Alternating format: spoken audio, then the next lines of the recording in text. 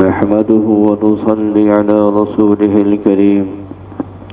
معزز سامعین کرام و خواتین و مستورات،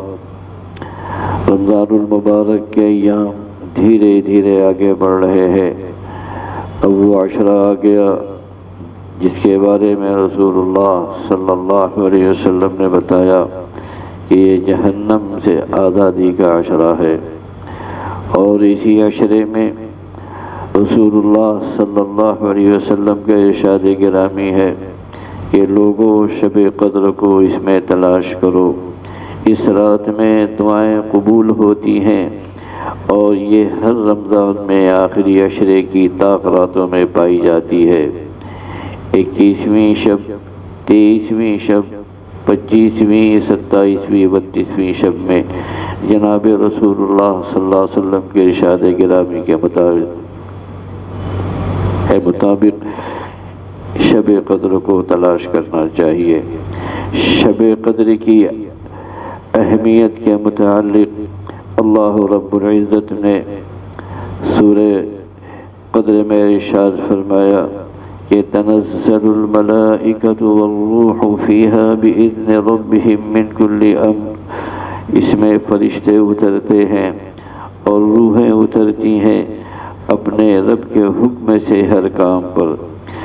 سیدنا شیخ عبدالقادر جیلانی رحمہ اللہ نے حضرت عبداللہ ابن عباس رضی اللہ تعالی عنہ سے ایک طویل روایت نقل کی ہے جس میں منقول ہے کہ شب قدر میں اللہ رب العزت جبریل امین علیہ السلام کو سدرۃ المنتہا کے 70,000 فرشتوں کے ساتھ زمین پر اترنے کا حکم دیتے ہیں۔ وہ نورانی جھنڈے لے کر زمین پر اترتے ہیں اور 4 مقامات بیت اللہ، بیت المقدس، روضہ نبوی، مسجد طور سینا پر اپنے جھنڈے نصب کر دیتے ہیں۔ اس کے بعد وہ تمام روئے زمین پر پھیل جاتے ہیں اور ہر مومن مرد و عورت کے گھر میں داخل ہوتے ہیں اور امت محمدیہ کے لیے استغفار کرتے ہیں۔ البتہ وہ گھر جس میں کتا، خنزیر، تصویر، شراب یا بدکار لوگ ہوں اس میں وہ داخل نہیں ہوتے۔ حضرت کعب رضی اللہ تعالی عنہ فرماتے ہیں کہ شب قدر میں جبریل امین مومنین سے مصافحہ کرتے ہیں، اور ان کے مصافحے کی علامت یہ ہے کہ قلب میں رقت اور اللہ تعالیٰ کی طرف توجہ، آنکھوں میں گناہوں پر ندامت کی وجہ سے آنسو، اور جسم پر اللہ کے خوف سے کپ کپی طاری ہو جائے۔ تنزل الملائکۃ والروح سے معلوم ہوتا ہے کہ اس رات میں ملائکہ کے ساتھ روح بھی نازل ہوتی ہے۔ جمہور مفسرین کے نزدیک اس سے مراد جبریل امین ہی ہیں، لیکن امام قشیری فرماتے ہیں کہ وہ فرشتوں کی ایک خاص قسم ہے جو باقی ملائکہ کے محافظ اور نگراں ہیں، اور عام ملائکہ بھی ان کو اس شب کے علاوہ دیکھ نہیں سکتے جس طرح ہم ملائکہ کو نہیں دیکھ سکتے ہیں۔ حافظ ابن کثیر رحمہ اللہ فرماتے ہیں کہ فرشتوں کا اس رات میں بکثرت نزول اس لیے ہوتا ہے کہ یہ خیر کثیر اور عظیم برکتوں والی رات ہے۔ ایک روایت سے معلوم ہوتا ہے کہ اللہ رب العزت نے پہلے آپ کو شب قدر متعین طریقے سے بتلائی تھی، مگر بعد میں مسلمانوں کے باہمی نزاع اور جھگڑے کی وجہ سے اس کی تعیین کو اٹھا لیا گیا، اور اس میں بھی اللہ تعالیٰ کی اپنے بندوں کے لیے بے شمار مصلحتیں ہیں اور حکمتیں ہیں،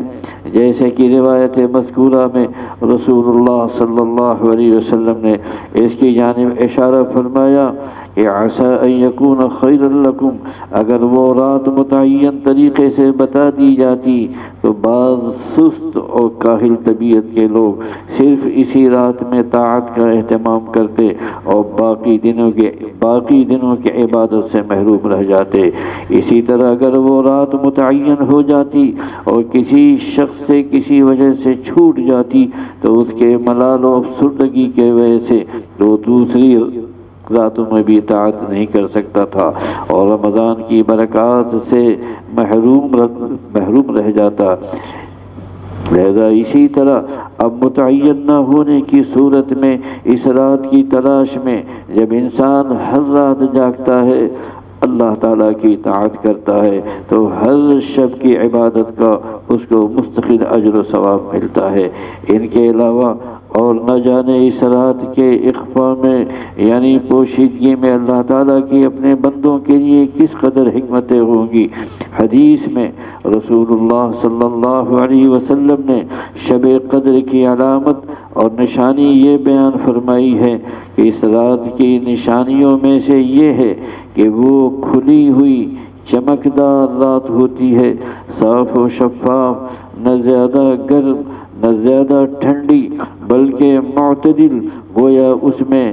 انوار کی کثرت کی بنا پر چاند کھلا ہوا ہے۔ دوسری نشانی اسی روایت میں یہ بھی بیان فرمائی کہ اس کی علامات میں سے یہ بھی ہے کہ اس کے بعد کی صبح کو آفتاب بغیر شعاع کے طلوع ہوتا ہے، یہ بالکل ایسا ٹکیے کے مانند جیسے کہ 14ویں کا چاند۔ اللہ تعالیٰ نے اس دن کے آفتاب کے طلوع کے وقت شیطان کو اس کے ساتھ نکلنے سے منع فرمایا ہے۔ اس قسم کی بہت سی علامات ہیں جو اس رات میں پائی جاتی ہیں، کسی کو ان کا احساس ہو جاتا ہے اور کسی کو نہیں ہوتا۔ مشائخ رحمہم اللہ نے لکھا ہے کہ شب قدر میں ہر شے